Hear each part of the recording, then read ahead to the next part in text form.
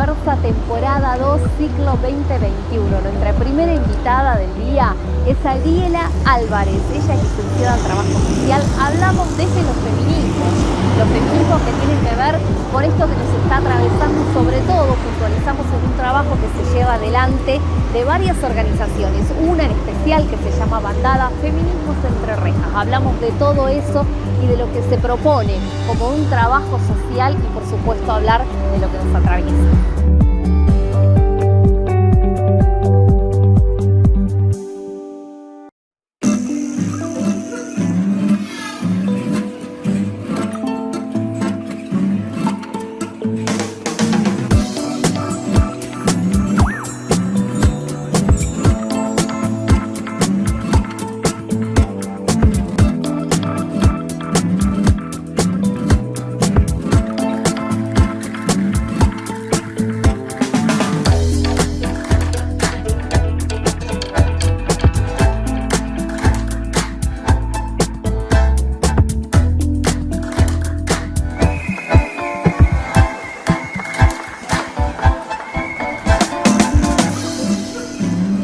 Bienvenidos a Conversaciones Diversas, segunda temporada, y nuestra invitada especial en esta va a ser Ariela Álvarez. ¿Cómo estás? Bienvenida a Conversaciones Diversas, para nosotros es un placer empezar a hablar de los feminismos. Hoy hablábamos de muchas formas de interpretar inclusive la palabra, y es muy fuerte hablar de los feminismos. ¿Cómo estás? Hola Amelia, muchas gracias. La verdad que muy bien y muy contenta de compartir este espacio con ustedes, con vos. Segunda temporada se viene con todo. Ya te adelanto esto de la conversación que vamos a tener, que tiene que ver con esto que decía, ¿no? Los feminismos, para entrar ya en eso, ¿no? ¿Cómo lo vemos? Siglo XXI, dejamos atrás unos días que tiene que ver con las marchas, con este 8M, un 8M distinto porque nos encontró a todos en un contexto pandémico y en un contexto en donde nos vimos las caras, porque creo que la pandemia desnudó eso, por lo menos nos sacó la careta a muchas, inclusive mujeres también, ¿por qué no decirlo? Digo, en ver las realidades o otras realidades. Sí, como todo momento de crisis trae, y sobre todo cuando uno puede empezar a tomar una distancia. Recordábamos ayer con algunas compañeras que hacía un año estábamos marchando días previos a que se establezca, bueno, no recuerdo si es el ASPO o cómo se llamaba en ese momento, pero bueno, las medidas más fuertes que marcaron todo el año pasado. Y sí, los momentos de crisis, no solamente los momentos de crisis vinculados a la pandemia, sino en relación a los feminismos, cuando uno tiene la oportunidad, y yo siempre marco que yo he tenido la oportunidad de acercarme al feminismo desde lo académico. Eso es una oportunidad que yo destaco porque de alguna manera casi que hasta es un privilegio que me genera, digamos, obligaciones adicionales para con mis compañeras, con mis vecinas, con mi comunidad. Entonces, cuando uno puede mirar también en la historia, las crisis históricas, va a encontrar mujeres y va a encontrar grupo de mujeres que son las que vienen tejiendo esa trama de feminismos, como vos decís. Nosotros también, dentro de una de las organizaciones en las que yo pongo todo mi corazón y mi cabeza, que después seguramente charlaremos sobre eso, días pasados corregíamos incluso el logo de nuestra organización, porque decía feminismo tras las rejas, y bueno, hace varios meses venimos discutiendo, nosotros no hacemos un feminismo, sino que interpelamos, llevamos, construimos los feminismos. Tal cual, que de hecho me parece que es el tema que por lo menos este año se tiene que tratar desde adentro, ¿no? Porque ya tenemos las bases. Hablabas vos de las teorías, de este sedazo que a veces uno tiene la posibilidad de inmiscuirse en eso. ¿Cómo abordamos, y desde el trabajo social, pensando en tu profesión, y más allá de eso, inclusive dijiste algo interesante que tiene que ver con esto de le pongo el corazón? Claro. Bueno, una profesión, la mía, marcada históricamente, digamos, por una visión, bueno, vinculada al asistencialismo, a el trabajo social junto con la docencia, ha sido de las profesiones autorizadas para las mujeres durante muchos años, ¿no? Durante muchos años las mujeres no podían aspirar a ser médicas o a ser ingenieras o a desarrollar otro tipo de profesiones, ni hablar de oficios, ¿no es cierto? De hecho, hoy todavía muchos oficios, por suerte con aperturas permanentes, siguen estando vedados para las mujeres. Pero bueno, trabajadoras sociales y docentes fuimos siempre las profesiones habilitadas para el afuera, ¿no? Era como el permiso que teníamos para poder salir del ámbito de la casa y trabajar para otros. ¿En qué trabajábamos? Las docentes en la educación de los niños y las trabajadoras sociales en lo que era la asistencia a aquellas personas, niños, mujeres, en fin, personas en general que la estaban pasando mal. Me hace acordar eso que decís de la asistencia, me acuerdo, digo, los hospicios que antes tenían que ver justamente con eso y que fueron creados en la época de Eva Perón, era de alguna manera la primera mujer que trajo y visibilizó el trabajo de ustedes. Así es, sí. A lo largo de la historia, más allá de esa connotación que yo creo que en realidad, ¿qué pasaba ahí? Había mujeres diciendo, lo público también es nuestro, también nosotras vamos a aportar, mujeres con inquietudes científicas. Claro, lo que pasa es que una docente, una trabajadora social no hacía tanto ruido como una científica, pero mujeres que han hecho ciencia ha habido a lo largo de la historia, A mí me gusta pensar esto, ¿no? Era como que lo que socialmente se podía tolerar, pero atrás había mujeres que estaban empujando y que estaban haciendo cosas y que no casualmente se estaban ocupando de la educación de los niños y de las necesidades, digo, más allá del concepto quizás muy limitado de necesidad o de donde surgían esas necesidades de las personas con mayores carencias, había otra vez mujeres, ¿no? Entonces, a mí me gusta pensarlo desde los dos lugares. Yo soy trabajadora social porque quise ser trabajadora social, no porque no me hayan dado permiso.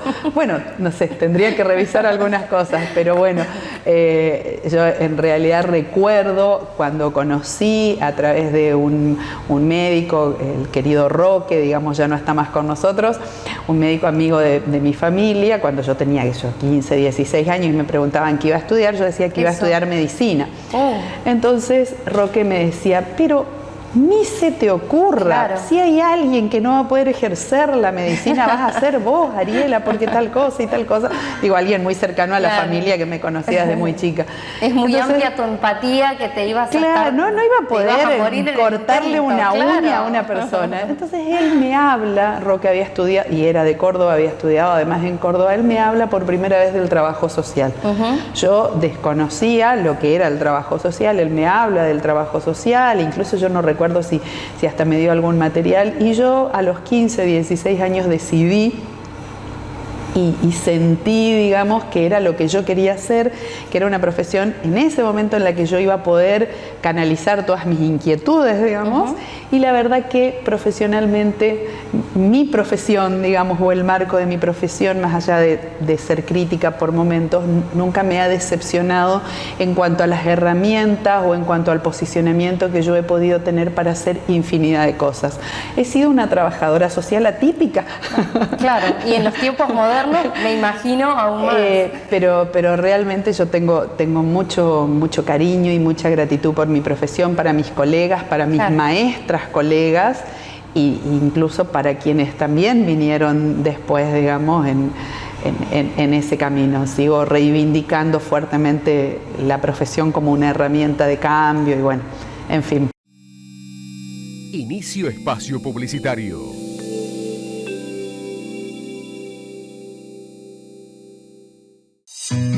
Iniciamos el periodo de sesiones ordinarias 2021, con políticas orientadas hacia el progreso social de nuestra provincia. Comenzamos este año en un contexto renovado, con esperanzas y convicciones firmes para garantizar con herramientas legislativas los derechos de cada chaqueño y chaqueña.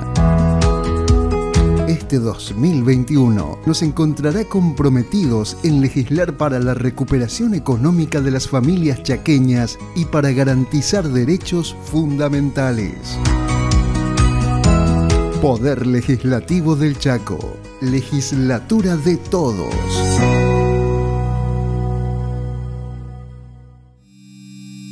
Fin de espacio publicitario.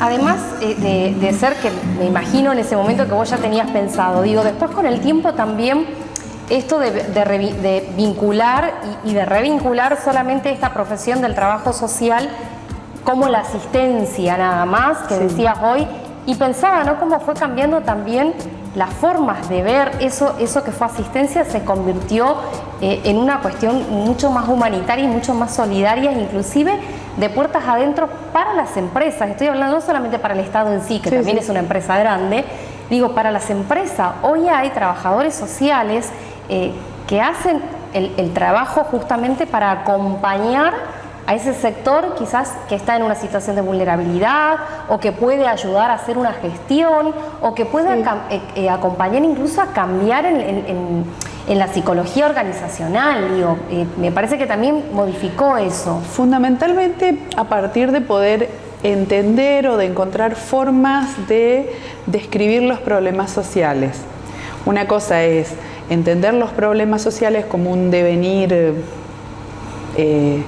del destino, Dios quiso que yo sea así o que tenga estas circunstancias, y entenderlos. Cuando hablo de problemas sociales hablo de todos los que incluso afectan a la vida institucional, como en el ejemplo que vos pusiste, poder entender que es una construcción política y que eso, como yo siempre digo, no sale de un repollo, sino que hay una deconstrucción y una construcción de un problema.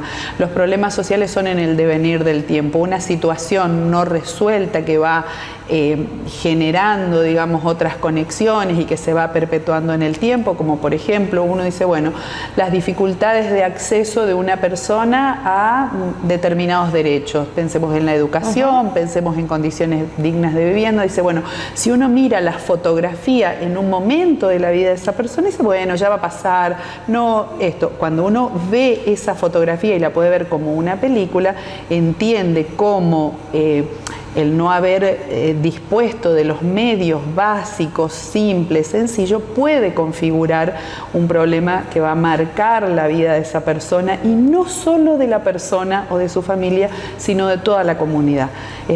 Poder entender cómo se configuran los problemas sociales forma parte de poder encontrarle la vuelta para cortar ese círculo de configuración de problemas sociales en los que como comunidad nos vemos involucrados, ¿no? ¿Y qué problemas detectaste, digo, en todo este trabajo? Volvemos a esto que es nuestro tema principal, ¿no? Los feminismos. ¿Qué problemas detectaste desde tu lugar, desde lo que estás comprometida, y sobre todo esto que tiene que ver en el Puertas Adentro, con Bandada, Feminismos Entre Reja, y que además quizás hasta te encontraste vos ahí pensando que eso también te planteabas afuera, digo? Sí.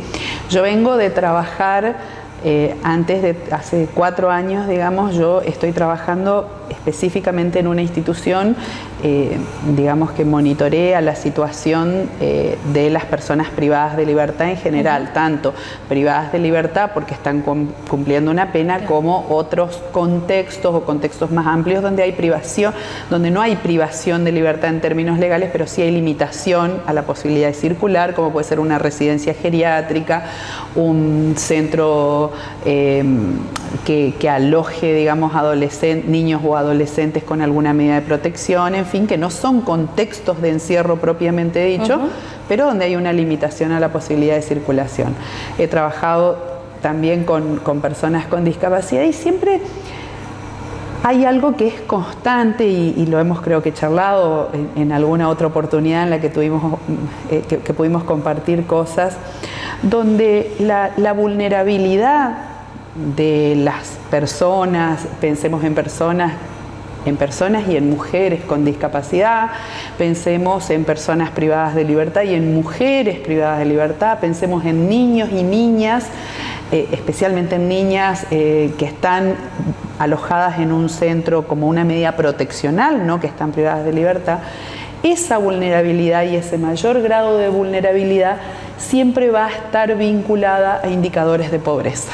Claro. Siempre en esas historias vamos a encontrar como un punto común que en algún devenir, así sea muy cortito en el tiempo, como puede ser una niña, un adolescente, un niño, siempre va a haber una historia de donde no estuvieron suficientemente garantizados determinados derechos, fundamentalmente los derechos básicos que hacen a lo que decíamos anteriormente, a la posibilidad de una persona de educarse, tener una vivienda digna, de poder tener salud, ¿sí? No solamente tener salud en términos de que no le duela la panza o que no se le infecte una pierna, sino tener una salud de tipo integral que incluye la posibilidad de una práctica deportiva, la posibilidad de que si tiene una dificultad para el aprendizaje, recibir asistencia psicopedagógica, en fin. Esto es algo que yo tengo 51 años, ¿no? Y trabajo y me recibí bastante joven. Es algo que no solamente yo, sino que en general los trabajadores sociales y los militantes de determinados campos, entre esos los feminismos, vamos a encontrar. Hoy, si nosotros nos preguntamos quiénes son las mujeres, vos mencionaste a Bandada, Bandada trabaja con mujeres privadas de libertad, bueno, ahí tenemos un número muy fuerte, muy duro de quiénes son las mujeres que están encarceladas, quiénes terminan violando la ley. No vamos a hablar de qué tipo de delitos y demás, pensemos la ley en general, quiénes son las que cruzan ese límite y terminan encarceladas, ¿sí? Y ahí nuevamente vuelve a darse esto, son mujeres que han tenido una escasa escolarización, que han tenido muy pocas oportunidades laborales, y uno puede decir, bueno, sí, pero en general vos, yo, y que aparecen estas variables que tienen que ver con la educación, la salud. También un día trabajamos una cosa, mañana trabajamos en otra, después concursamos otra, vendemos pastelito, vendemos cremas, vendemos, qué sé yo, cuadros, sí. Pinturas. Pero bueno, quiere decir que aunque quizás tengamos en ese aspecto, compartamos, digamos, de vulnerabilidades en torno a eso, seguramente hay algo que compensa. Cuando se dan una sumatoria de carencias, realmente las posibilidades de transitar más o menos la vida, como la transitamos todos, con sus idas y vueltas, con sus dificultades o no, se complica fundamentalmente. Y ese proceso sencillo de describir lo trágico cuando se trata de la vida uno a una de las personas y de las mujeres en particular, es lo que pone a las mujeres en la cárcel, ¿no? No solamente las va a marcar en esa foto que nosotros podemos ver hoy en Villa Los Lirios, en el centro de detención de Villa Los Lirios, donde estamos trabajando. Hoy hay 15 mujeres, pero pensemos que esas 15 mujeres son vidas, o sea, van a haber consecuencias, digamos, en sus vidas personales, en sus vidas familiares, en sus hijos directamente. Estamos trabajando fuertemente en poder analizar, tener datos que nos permitan poder dimensionar cuánto afecta el encarcelamiento de las mujeres a sus niñas, a sus padres. Muchas de ellas, todos sabemos que las mujeres, que hay un número importante de mujeres que son cabeza de familia, digamos, y no solamente a ellas, a sus familias, sino a sus comunidades. Observamos, y quienes venimos haciendo un trabajo constante, vemos el rol de esas mujeres anteriores, de algunas de ellas, no solamente en el sostenimiento de su familia, sino también en el sostenimiento comunitario. Bueno, cuando eso se quiebra, cuando esa trama que la sostuvo muchas veces desde una organización comunitaria, desde una organización religiosa, desde una organización política, ¿sí? Cuando esa trama se debilita y se quiebra por distintas circunstancias, bueno, lamentablemente va ingresando una nueva mujer al centro de detención o es juzgada y condenada. Por eso el desafío quizás para nosotros y el que nos planteamos es volver a restituir, volver a tejer esa trama que nos permita volver a sostenerla y que la siga peleando como la peleamos todos, pero en el medio libre, ¿no? Tal cual. Quédate ahí que ya venimos con más conversaciones diversas, segunda temporada. Inicio espacio publicitario.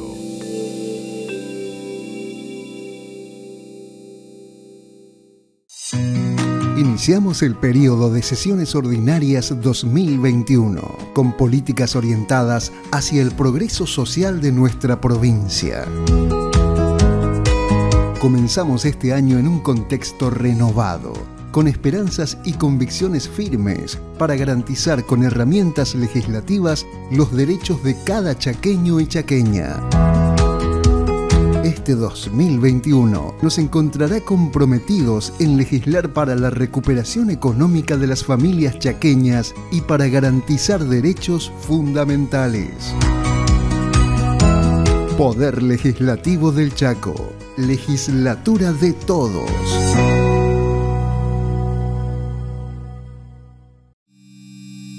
Fin de espacio publicitario.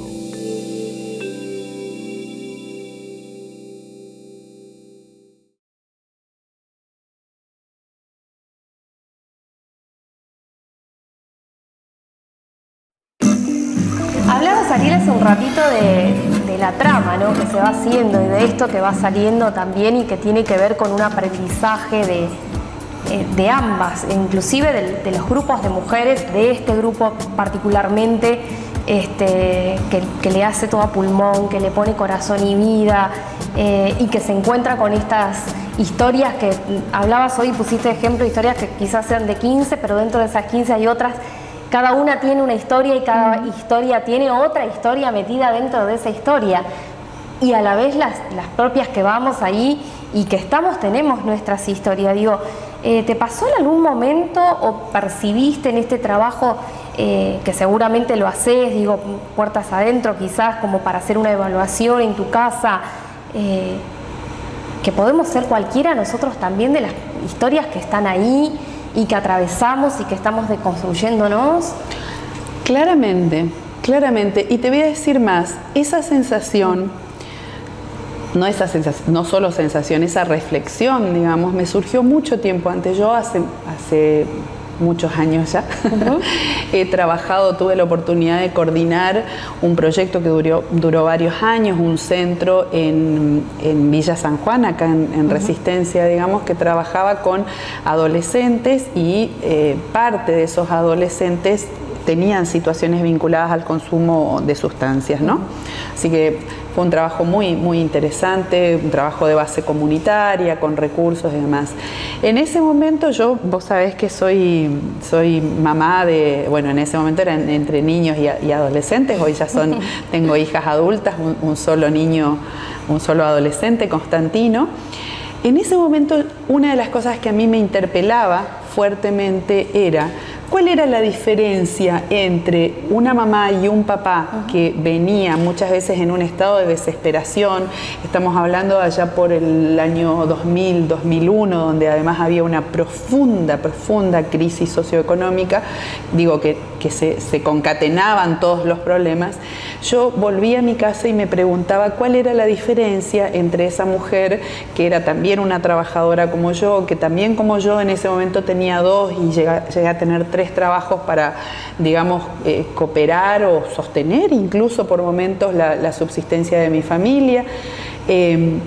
Y es algo que siempre tengo presente. Creo que es algo que me ha enseñado la propia práctica. Por eso siempre, cuando tengo oportunidades de conversar en algún medio o cuando me preguntan sobre la experiencia, digo, me parece que esto da cuenta de la necesidad, hablo desde lo más profundo de mi experiencia, eso es la empatía para mí, ¿no? Es entender que lo que le pasa al otro no es algo que le pasó porque sí, excepcionalmente, o porque, qué sé yo, no sé, tuvo mala suerte o porque se dieron circunstancias. Es algo tan cercano, es algo que en un momento puede girar y me puede pasar a mí, en otro momento puede pasar y girar y te puede pasar a vos. Tal cual. Yo lo defino como una cuestión empática que creo que además es fundamental, pero no solo para poder transitar estos espacios, sino para poder hacer aportes. A cada uno nos toca, a vos te toca desde tu rol de comunicadora, a mí me toca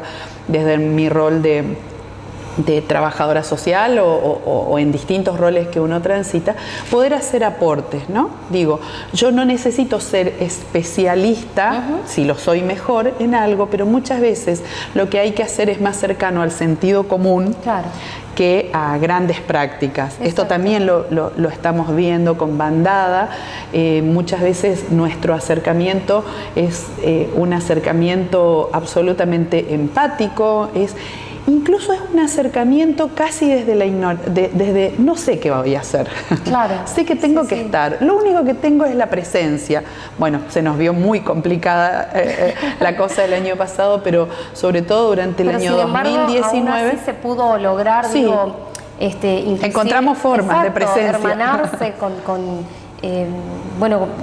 los dos lugares, tanto en Santiago como Los Lirios, comunicarse inclusive entre ellas, abrir, me parece que han logrado y que están en ese camino de poder no solo empatizar, sino hermanarse y cruzar eso que hablabas vos de las tramas. Sí. Y ahí viene esto que tiene que ver con lo que hace el Estado, con lo que establece como políticas públicas, con lo que surge del propio grupo, de la propia asociación, de la propia iniciativa, de iniciativas personales. Creo que por ahí por lo menos es lo que se percibe desde Bandada. Y que está sonando fuerte, te digo, no sé si como una banda de qué, pero Bandada suena fuerte hoy. Una banda, claro, de mujeres. Te imaginás así como, y cuando las conocés ni te cuento. Sí, absolutamente.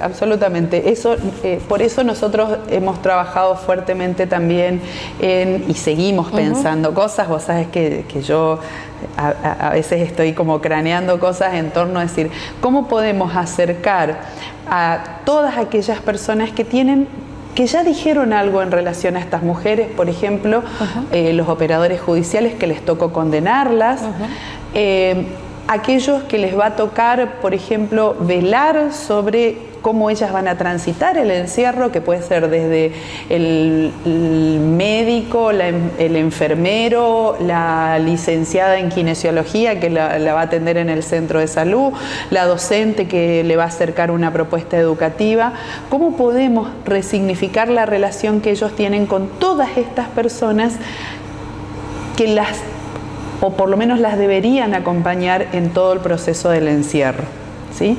Para nosotros es clave, entendemos, esto es una construcción, lo hemos charlado muchísimo, lo seguimos poniendo y discutiendo desde distintos lugares. Nosotros creemos que no es posible hacer políticas públicas, que es lo que debería hacer y que no la hace una organización como Bandada. Nosotros acompañamos solamente en ese sentido, facilitamos el lugar de privilegio que nos dan las mujeres. Nosotros estamos ahí porque ellas nos habilitaron. La cárcel hoy es la casa de ellas. Exacto. Nosotros, nosotres somos las invitadas a esa casa, que además es colectiva. Que además es colectiva. Buena la definición de la casa, porque siempre pienso que somos las invitadas, que cuando vamos, o sea, cualquiera uno se imagina cuando va a la casa de una amiga no va con los brazos vacíos. Por lo menos en lo personal siempre llevo algo, siempre le digo, che, ¿querés que lleve tal cosa? ¿Necesitas algo?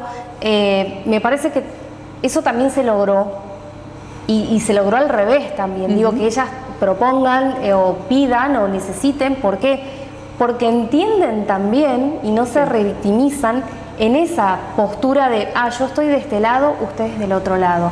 No sé si percibiste eso en todo este tiempo de trabajo, de acompañar. Claramente, el lugar donde nos vinculamos, a mí me tocó hacer un esfuerzo, no solamente a mí, sino también a las compañeras de bandada, sobre todo en los primeros meses, el primer año que transitamos, porque algunas de nosotras estábamos vinculadas al contexto por nuestros trabajos, ¿sí? O sea que nosotros llegábamos desde un rol y después al ratito nos veían desde otro, entonces trabajamos sobre eso porque nos parecía una nota de respeto y una nota de decir, bueno, sí, es cierto, yo a veces tengo que venir como parte de mi trabajo, que es monitorear las condiciones, muchas veces tengo que escuchar una demanda, acompañar determinados planteos que ellas hacen, pero también hay otro momento en el que puedo venir, yo tengo 0 habilidades, mis compañeras de bandada lo saben, Amelia lo saben, yo no sé pintar, no sé coser, lo único que sé es abrir la puerta para salir a jugar y ahí no lo puedo hacer. Con lo cual yo sé, es más, y soy mala cebadora de mate. Así que mis habilidades como, digamos, entonces, pero no obstante, pero soy buena hablando y escuchando. Exacto. Generalmente las dos cosas no se llevan bien, pero yo hago un esfuerzo y trato de escuchar. Y muchas veces digo esto de poder cebar mate, o acarrear el mate, que es toda una ciencia también, llevar para allá el mate, traer el mate. Digo, en un momento aparecer y decirle, bueno, yo también puedo hacer esto y en este momento estoy desde este lugar. Claro. Vos decías, una amiga tiene la confianza, alguien, no sé si una amiga, pero alguien cercano te puede decir, che, no, mira, trae algo de yerba porque yo estoy en la lona, no solamente traigas el juguito porque la verdad que me quedé sin yerba. O sea, digo, hay un vínculo que permite que tenga la confianza para decirlo. Bueno, acá también se da lo mismo. Y otra cosa más, que es algo que nosotros tuvimos que aprender, tuvimos que corrernos, incluso en algún momento hizo mucho ruido, hasta nos entristeció, que es alguien con quien vos tejés una trama de vínculos, también te puede decir, che, hoy no tengo ganas de que vengas a tomar mate conmigo. Hoy yo quiero estar tirada en la cama. Exacto. La verdad que qué pavada esto que me traes. ¿Te imaginas los problemas que yo tengo y vos me venís a proponer leer un poema? Claro. O me traes una película o me proponés, qué sé yo, que hagamos moñitos o que cocinemos un bizcochuelo. Cuando nosotros podemos vincularnos y hacerle lugar a los vínculos, no solamente desde la proactividad, desde, ay, hacemos esto, hacemos lo otro también, sino no hacemos nada, porque tenemos tanta tristeza, estamos tan abrumados que no hacemos nada, eso también forma parte del vínculo y eso también ha sido un aprendizaje que hemos hecho con bandada y que por supuesto también en lo personal y particularmente en lo personal ha sido muy fuerte, digamos. Inicio espacio publicitario.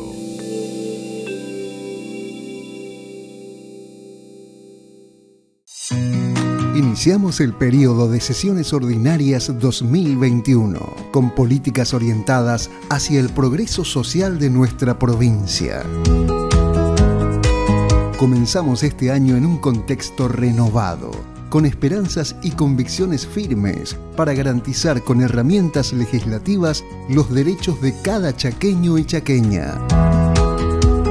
Este 2021 nos encontrará comprometidos en legislar para la recuperación económica de las familias chaqueñas y para garantizar derechos fundamentales. Poder Legislativo del Chaco. Legislatura de todos.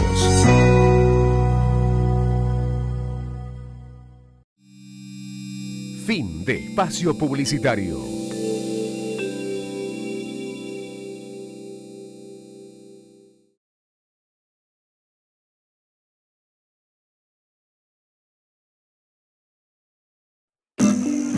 Pensaba mientras hablabas de esto, ¿no? Pues, sí, usamos también, o por lo menos introducimos en la conversación, las políticas públicas. Yo hace de un tiempo a esta parte estoy como pensando y reevaluando, digo, todo lo que forma parte de eso, que tiene que ver con la presencia del Estado, con el activismo propio, ¿no?, de esas políticas públicas. Y me hace ruido un montón de situaciones, como por ejemplo esto, la ley integral que tiene que ver justamente con la contención en las personas que han sido violentadas o que han pasado en una situación de violencia o han sido víctimas y que claramente al ser víctima hoy quizás... O han sido las dos cosas. Las dos cosas, y hoy siendo víctima no están porque han cometido un femicidio con ellas. Digo, a veces también cuesta, por lo menos es lo que observo, desde esas políticas, introducirse en este grupo de mujeres. O es simplemente una percepción personal eso, digo, hago extensivo para que, que vos creo que estás ahí creo trabajando... que hay circunstancias, yo lo llamo un clima de época, no sé si es... si a alguien le puede disgustar esto. Yo creo que hay climas de época, y no lo digo como una frivolidad, no es que digo un clima de época igual a una moda, no estoy diciéndolo para nada, digo, hay momentos sociales, momentos históricos donde se dan, producto de crisis, producto de distintas circunstancias, se dan determinadas aperturas y podemos discutir cosas que 6 meses atrás, 5 años atrás o un mes atrás no lo podíamos hacer. Nosotros particularmente con Bandada, no lo hemos analizado mucho, pero quizás porque vinimos a ocupar un espacio que estaba muy vacío, quizás por cómo nosotros encaramos ese espacio, desde un primer momento nosotros entendimos que nuestro rol era un rol cooperativo, entendíamos que teníamos que acompañar, que teníamos que, algo que a mí me gusta decir, suspender los juicios. No suspender los juicios en términos de juicios penales o judiciales, legales. Sino legales, claro, sino el juicio que nosotros tenemos de la otra persona o de lo que falta o de la funcionaria o funcionario o del Estado o de la institución. Nosotros entendíamos y entendimos, y desde el principio creo que esa fue una de nuestras fortalezas tener muy clara, es que nosotros podíamos tener nuestras diferencias profesionales, éticas, históricas con instituciones como la policía o el servicio penitenciario, pero que era necesario para poder transitar esos espacios que están compartidos. Los espacios de encierro no son solamente de las mujeres, los hombres u otras identidades que están privadas de libertad, sino también hay otras personas que componen esa comunidad, porque eso es una comunidad. Exacto. Y nosotros lo pensamos como una comunidad y son los propios trabajadores y trabajadoras policiales y penitenciarios. Entonces, cuando nosotros decimos suspender el juicio, decimos, bueno, a ver, una vez yo le decía a un ministro en mi rol de trabajadora, ¿no? En este caso del Comité de Prevención contra la Tortura, le decía, quédese tranquilo que yo no le voy a contar lo que usted ya sabe.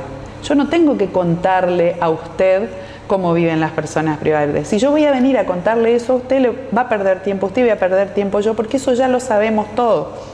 ¿Qué quiero decir con esto de suspender el juicio? Que muchas veces lo que no está, lo que falta y que sobre todo genera afectación importante cuando no hay salud, cuando no hay comida, cuando no hay condiciones mínimas, cuando no hay un poco de agua caliente para darse una ducha en el invierno, cuando todo eso está ausente, cuando eso falta, hay que hacer un gran esfuerzo y es una responsabilidad que nosotros tenemos de suspender el juicio, es decir, soy consciente de que eso falta, voy a trabajar para que eso esté, pero eso no me puede paralizar, ¿sí? Eso no me puede paralizar en la búsqueda de otras alternativas mientras tanto eso esté. ¿Sí? Que no es lo mismo que mirar para el costado y decir, bueno, da lo mismo. No da lo mismo, no es lo mismo que las mujeres en el centro de Los Lirios, que es un centro de detención policial, no tengan garantizada la comida y que coman porque el personal policial gestiona los recursos y porque además las organizaciones acompañamos y hay una red, digamos, que las contiene. No es lo mismo, ¿sí? Porque cuando tuvimos la situación de pandemia y no nos podíamos acercar, o cuando, digamos, por alguna circunstancia no se podía ir a buscar la comida, probablemente ese día las mujeres coman un arroz blanco o tomen un mate cocido. Entonces no es lo mismo. Ahora, tenemos que tener la templanza para poner eso en perspectiva, porque si no eso nos paraliza. No solamente nos paraliza, sino que nos enoja mucho. Y desde el enojo no se puede construir, ¿no? Tampoco es la tilinguez de decir, ay, está todo bien, Pero digo, soy muy consciente de lo que pasa, pero no, lo que falta y lo que está mal no me puede paralizar.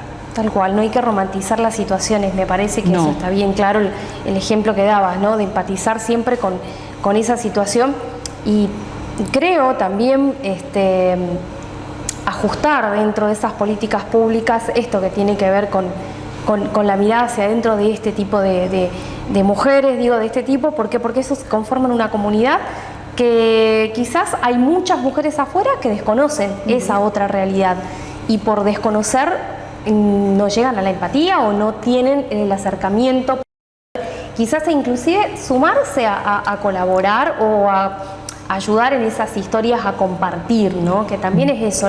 Claro, vos sabés mejor que nadie de esto, porque la verdad que conocés de cerca la respuesta que tenemos comunitaria. Exacto. Bandada está compuesta. Nosotros no podríamos en este momento, si yo le tengo que contar a la gente cuántas personas, cuántas mujeres, cuántas personas en general forman bandada, no sé.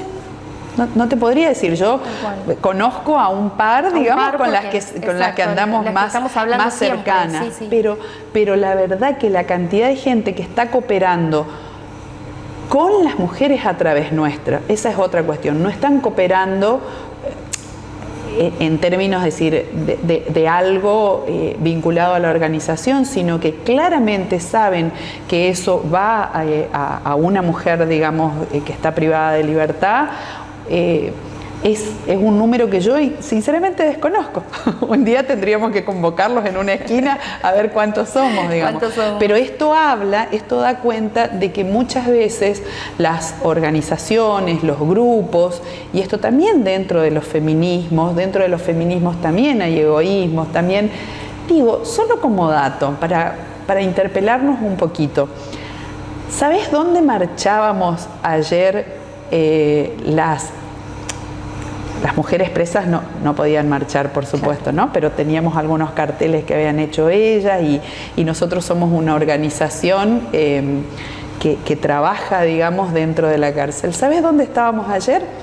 Al final. Digo,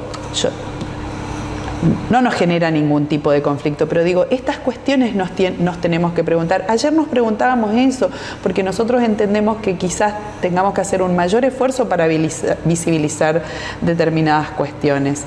Porque muchas veces, si no caemos en esto, es cierto que hay una marcada tendencia al punitivismo, ¿sí?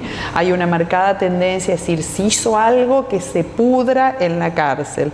Digo, eso nosotros todos somos conscientes de esto, pero también somos conscientes de que todavía no hemos hecho nuestros mejores esfuerzos en poder despejar esas cuestiones, contando historias, mostrando lo que hacen, mostrando las pinturas, mostrando la capacidad de reírse, de trabajar, la voluntad de aprender. Creo que se aporta a poder despejar esto que si no como que nos oprime y nos da una sensación de que todo está mal, me voy a mi casa porque acá no hay más nada para hacer, ¿no? Ya volvemos, segunda temporada, más conversaciones diversas. Inicio espacio publicitario.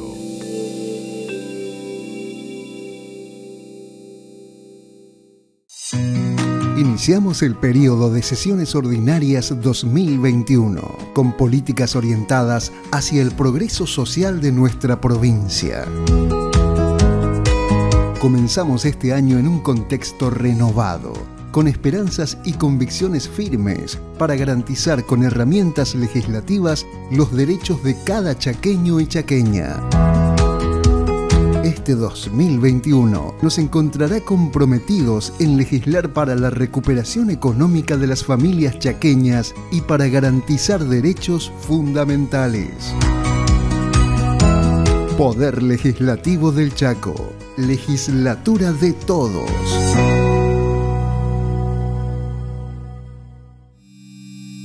Fin de espacio publicitario.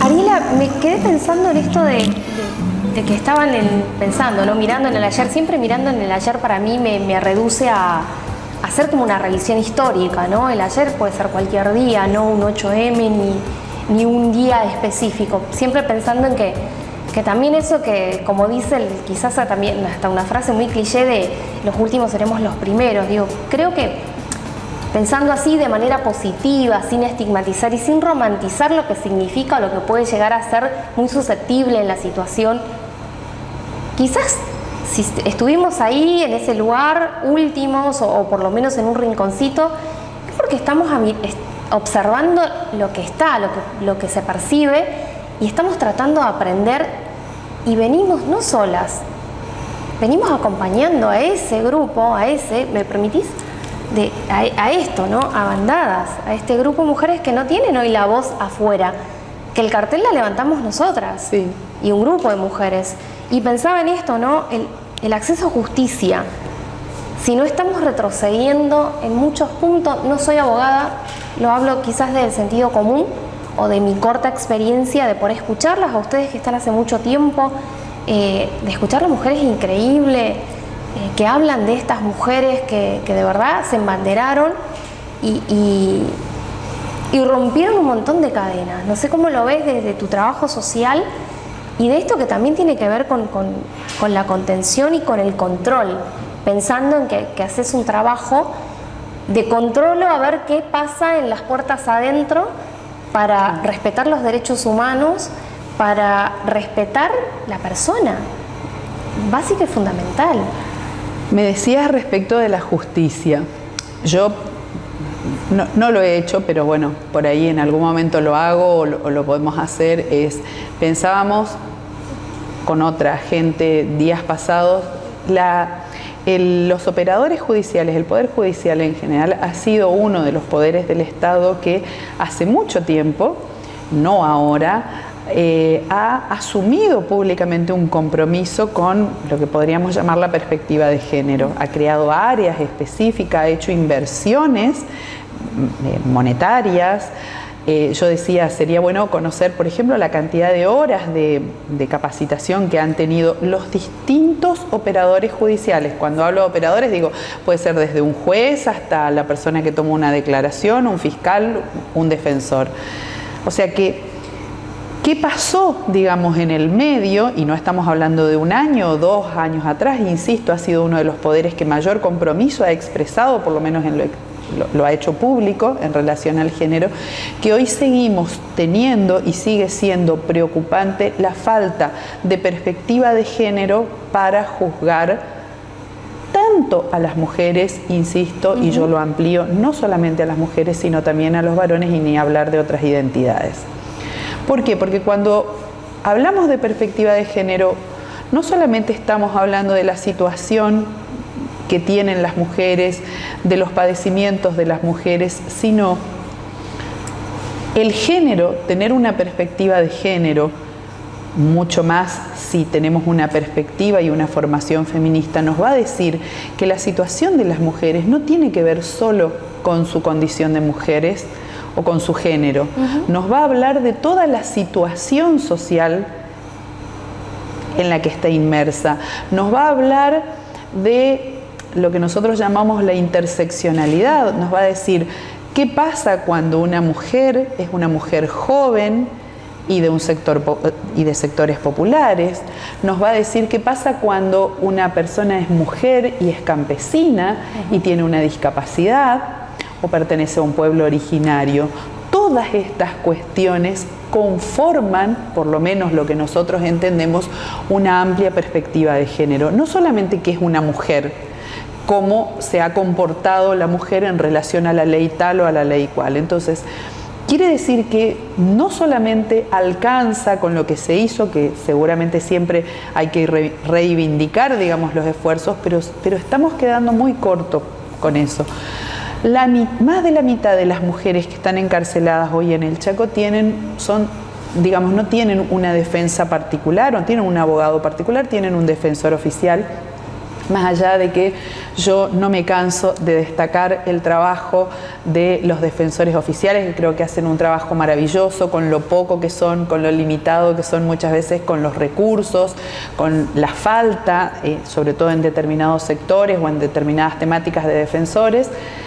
No obstante, este es un dato. ¿Quién defiende a las mujeres? ¿Hay suficiente? ¿Por qué las mujeres son defendidas por defensores oficiales y los varones tienen defensores particulares, por ejemplo? Claro. ¿Qué tipo de delitos cometen las mujeres? ¿Cuánto tiempo van a permanecer encarceladas las mujeres en función del delito que cometen? Son todas cuestiones que hacen o que nos llaman la atención de que administrar justicia e imponerle una pena a una persona no solamente tiene que ver con leer lo que dice la ley y mensurar en términos legales, digamos, cuánta pena le va a corresponder. Yo creo que venimos muy mal en relación a esto, y venimos muy mal porque no estamos entendiendo todas las otras circunstancias que giran en torno, insisto, no solamente a una mujer, sino también a un varón o a cualquier persona, más allá de la identidad que tenga de género, que comete un delito. Creo que es una gran cuestión pendiente, y organizaciones como la nuestra o profesiones como la mía, ahí me pongo en los dos planos, creo que tenemos mucho para decir en torno a esto. Yo celebro que cada vez más, cuando se intentan describir situaciones o pensar estrategias para estos abordajes, se apele cada vez más a la interdisciplina. Lo celebro porque creo que es muy auspicioso, ¿no? Y también a las voces que son aportadas desde otros lugares, como las organizaciones que a lo mejor acompañamos no desde lo profesional, sino desde otros espacios más del vínculo, de lo comunitario, en fin, desde el lugar que cada uno elija como lugar de trabajo voluntario o comunitario, ¿no? La justicia, me da a decir esto, ¿no? La justicia sigue siendo patriarcal, sigue teniendo esos vacíos, a pesar de que están las leyes. Habría que meterse un poco más y trabajarla desde este sentido común, ¿no? Las leyes son interpretadas por hombres, mujeres, sí, y por las personas que trabajan en el sistema, ¿sí? Y esto es muy fuerte, bueno, permanentemente, no recuerdo, pero habrá sido fines del año pasado, no, me confundo si fue fines del año pasado o principios de donde fue fines del año pasado. Se ordenaron revisar una serie de sentencias porque no estuvo presente la perspectiva de género, claro, o porque no se dieron suficientes garantías para la protección de la víctima. Bueno, nosotros, vos desde tu lugar de comunicadora, yo como persona común y corriente, permanentemente a través de los medios, o si uno tiene la posibilidad de conocer a alguien, te puede contar y relatar con lujo de detalle todo lo que tienen que transitar aquellas personas o mujeres particularmente que padecen situaciones de violencia, ¿sí? La falta mínima de protección que a los que escuchamos, digamos, nos parece una barbaridad, porque además estamos hablando de cosas casi de sentido común. Una cosa que quiero destacar, porque creo que es una clave, que no solamente lo creo yo, sino que hay todo un movimiento que tiene que ver con la justicia restaurativa, que tiene que ver con buscar otras formas. Evidentemente, el esquema que vinimos trayendo de que la forma de rehabilitar, a mí particularmente no me gusta esa palabra, prefiero la forma de volver a incluir a una persona que ha cometido un delito, claro, a un grupo social o a una comunidad, no está, las posibilidades no van a estar en lo que institucionalmente podamos brindarles, sino en el acompañamiento que pueda hacer la comunidad. Y cuando hablamos de comunidad no estamos hablando de la gran barriada. Claro, puede haber comunidad, hay comunidad en la cárcel, hay comunidad en un grupo de familias. El otro día veía casualmente en la televisión pública una publicidad de la conectividad en un paraje que se llama Salto de la Vieja. Me dio gracia, sí, por el nombre, sí, sí. Y yo pensaba, la facilitación de determinadas herramientas, en este caso creo que era internet, en esa comunidad que creo que, no sé, hablaban como de algo así como 13 familias. Es importante, hay un movimiento muy importante, bandada, yo en particular, digamos, estamos muy involucrados con esto de la justicia restaurativa y con recuperar el rol comunitario, insisto, no la gran comunidad, sino 2 o 3 personas que se abocan a acompañar durante el encierro, que es lo que nosotros hacemos. Nosotros acompañamos durante el encierro y bueno, estamos como pensando cosas para que cuando esa mujer o esa persona salga del encierro también tenga un lugar y alguien que la pueda acompañar. Esto en el mundo está ocurriendo y bueno, ojalá y que siga sea girando, un buen camino. Girando. Inicio espacio publicitario.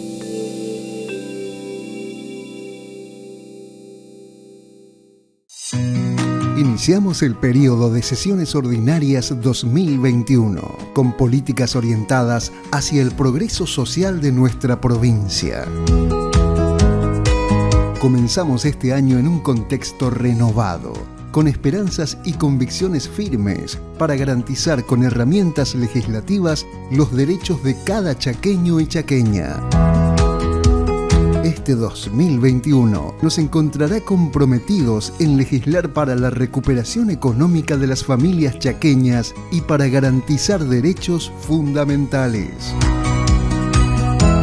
Poder Legislativo del Chaco. Legislatura de todos.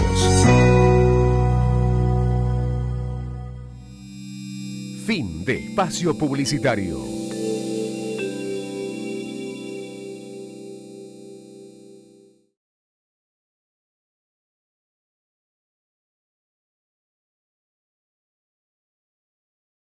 Decías, hablaba de esa comunidad que la conozco porque mi papá nació ahí, en Salto a la Vieja. Es una comunidad muy chiquita. Es originario de o sea que vos tenés tus orígenes en Salto, mira vos. Tengo algo de ahí, y pensaba en eso, ¿no? Pusiste el ejemplo claramente de las comunicaciones. Bueno, creo que funciona de la misma manera y estas organizaciones, Bandada, y creo que no nos vamos a cansar de nombrarla. ¿Por qué? Porque de verdad está haciendo un trabajo muy interesante y creo que por lo menos aquí en lo que respecta a la provincia del Chaco es una de las primeras y únicas que trabaja en esa modalidad. Hay otras organizaciones, pero esta tiene esta particularidad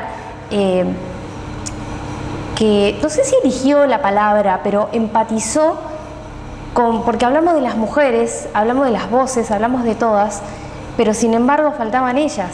Claro. No conocíamos. Y gracias a esta organización hoy particularmente puedo decir que conozco esas historias y además también Bandada hizo que se conozca esas otras historias. Sí. Para que puedan surgir. Abrió una puerta imaginaria. Para que puedan surgir estas redes de contención, estas redes de trabajo cultural, educativa, artística, hasta pasar el rato es parte de. Acordate, digamos, que vamos a hacer biodanza. Acordate tal cual vamos a hacer Tenés que ir a hacer la práctica de biodanza. Sí, aparte de eso. No sé, pensando en eso, ¿cuál sería el mensaje de estos feminismos para cerrar en esta conversación que podemos seguir hablando de los feminismos y de las posiciones, ¿no? Como es el dicho, ¿para qué me invitan si saben cómo me pongo? Respecto de la palabra. Sí. Yo creo que el gran desafío desde caminar los feminismos nuestros es no dormirnos. Siempre hay una puerta más para abrir. Siempre hay alguien, yo creo que es indiscutible, volviendo al tema de los climas de época, yo creo que es indiscutible los avances, las aperturas, la visibilización que se ha hecho en los últimos años. Tenía yo una profesora en la especialización en educación y género que hice, que decía, siempre las mujeres creemos que cuando nosotros llegamos al feminismo empezó ahí, ¿no? Claro. Era exacto. Algo, María Luisa Femenías, una gran maestra. Ella decía, siempre las mujeres, claro, siempre las mujeres creemos que esto empezó en el momento que nosotros llegamos y ella nos corría con eso. Pero objetivamente, más allá de lo que dice, y que coincido con lo que dice María Luisa, esta es una historia muy larga, la historia de la humanidad, pero objetivamente no podemos negar que los últimos tiempos han sido de importante visibilización, de poder materializar. Vos mencionabas el tema de leyes. Hoy tenemos un ministerio abocado específicamente a esto. O sea, es una buena época, no para las mujeres en términos de que todavía va a ser bueno cuando, como dice cuando yo no tenga que avisar que llegue bien, claro, ¿no? Ese día va a ser un día feliz y demás, pero creo que es una buena época en términos de nuestras militancias, nuestra visibilización y demás. Pero ojo con esto, siempre tenemos que estar atentas que siempre hay una puerta que todavía está cerrada, todavía hay algunos que no llegaron, ¿sí? Que no llegaron, que no están. Creo que ese es el mensaje, ¿sí? Todas las que cooperamos y construimos y volamos juntas en la bandada, venimos de otras historias, trabajamos fuerte en otras cosas, abrimos puertas en nuestras profesiones, en nuestras comunidades, y las seguimos haciendo. Yo soy bombera. Claro, sí, eso, tal cual. Además de ser trabajadora social. Yo soy bombera, o sea, busqué decir, bueno, a ver, ¿quiénes faltan? Faltan las presas y faltan las bomberas. Las bomberas, por supuesto. Ariela, un saludo para mis compañeras bomberas de Colonia Benítez, que la mayoría somos mujeres. Pero ese es el mensaje. Qué bueno. No dormirnos. Todavía hay gente que está afuera y que tiene que entrar, digamos. Totalmente. Al fin y al cabo eso es la inclusión. Esa es la inclusión, de eso es un placer tenerte aquí, podemos hablar de un montón y sobre todo que la nombraste a María Luisa Femenía, que de verdad es una genia, porque trascendió inclusive hasta en el relato, porque venía del materialismo francés que se definió desde un principio ahí y hoy atravesada por una Latinoamérica o una Vía Yala importantísima que nos está hablando, y creo que por ahí es el camino, escuchar, y esto es parte de escuchar. Bandada es parte de escuchar a esas mujeres. Así es. Así que, Ariela, un placer. Gracias a vos. En este primer programa de Conversaciones Diversas, segunda temporada. Tenemos muchas conversaciones este año particularmente. Agradezco a la Casa de la Escultura aquí, este espacio, a Ledo Luis Meloni, porque vamos a empezar a charlar aquí en nuestras conversaciones a partir de este primer programa, segunda temporada. Nos vemos.